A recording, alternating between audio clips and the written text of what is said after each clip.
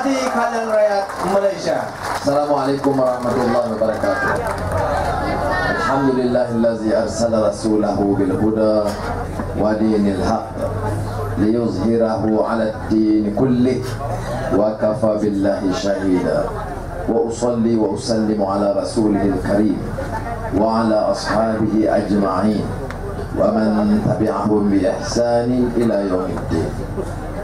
Pengurusi, pemimpin keadilan yang hadir, termasuk Datuk Lajim, Tamrin, Zuraida, Tuan Saidil, Ketua Cabang dan rakan-rakan, dan juga kita ada tamu khas pada malam ini, iaitu bekas Timbalan Panglima Tentera Darat Malaysia, Brigadier Jeneral Datuk Gafir. Saya bawa di Kota Belud ni khas kerana ada something UMNO kata saya ya, pengganas Kota Belud. Bukan ni Lahad Datuk. Itu tak apalah, itu biasa. Termasuk ada ahli parlimen di sini yang kadang dia mulut dia celupa.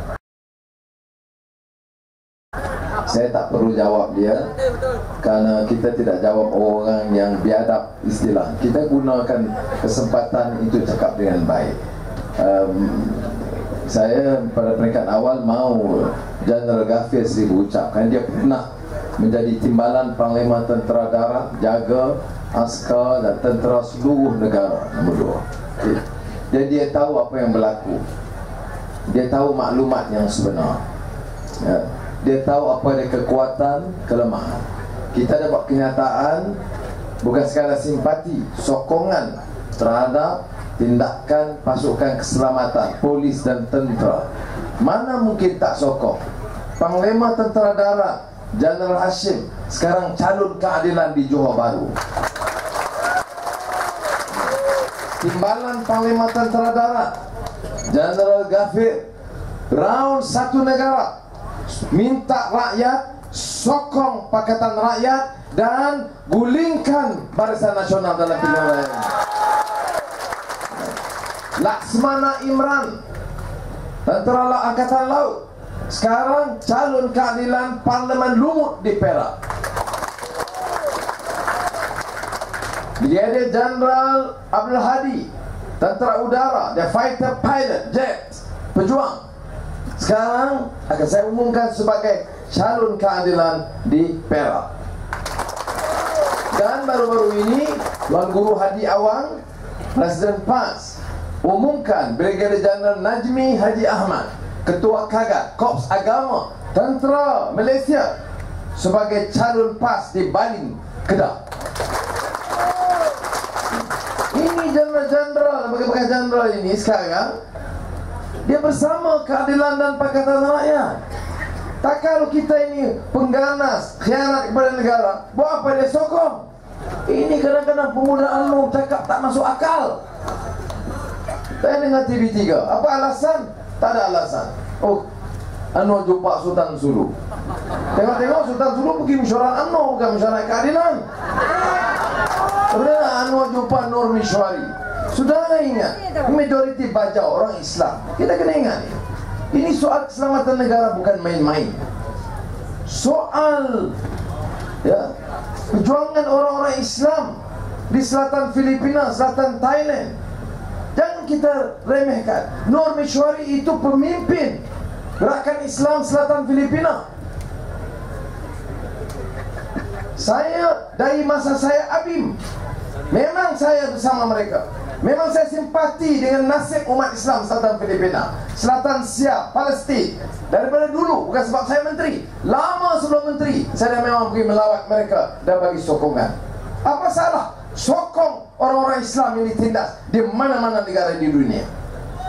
Ya, soalnya kita bukan sokong bagi senjata.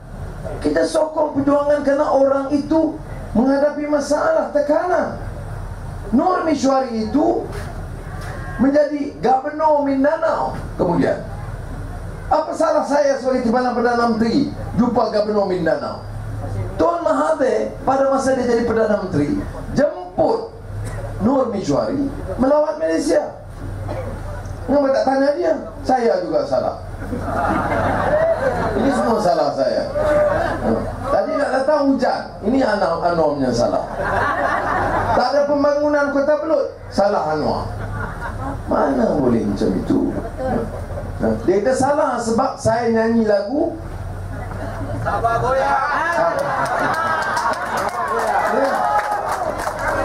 Lagu itu kita nyanyi kerana Najib goyang sebab Sabah hilang dari UMNO dan BN. Saya nyanyi yang lainnya.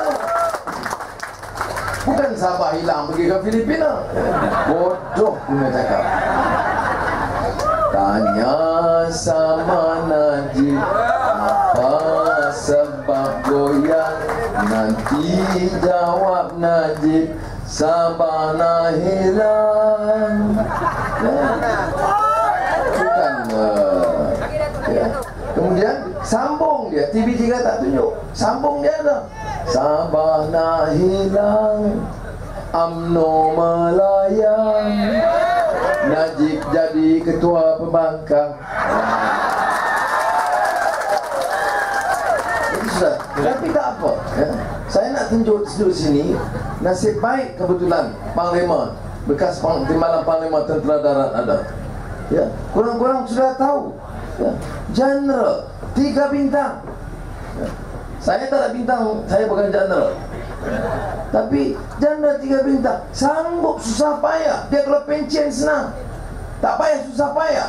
Tapi kerana dia tahu beli senjata 200 juta, UMNO klaim 300 juta, sapu 100 juta. Kata dan Laksmana Imran beli kapal selam 2, ambil komisen 500 juta. Kemudian tak boleh selam.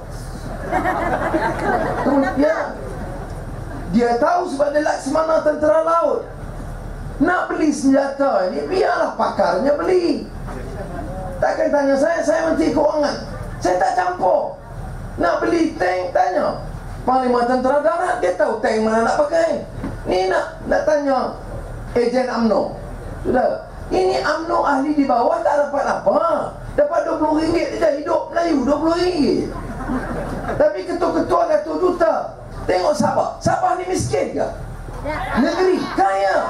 Berapa banyak barak, berapa banyak minyak, berapa banyak kelapa sawit. Tapi tengok di Kota Belud ni, orang Islam, orang Bajau. Saya tak suka dengan pemimpin yang jadi kaya raya dan rakyat merepek miskin. Dia tak selesai dengan masuk saya dalam penjara. Berapa kali masuk saya dalam penjara?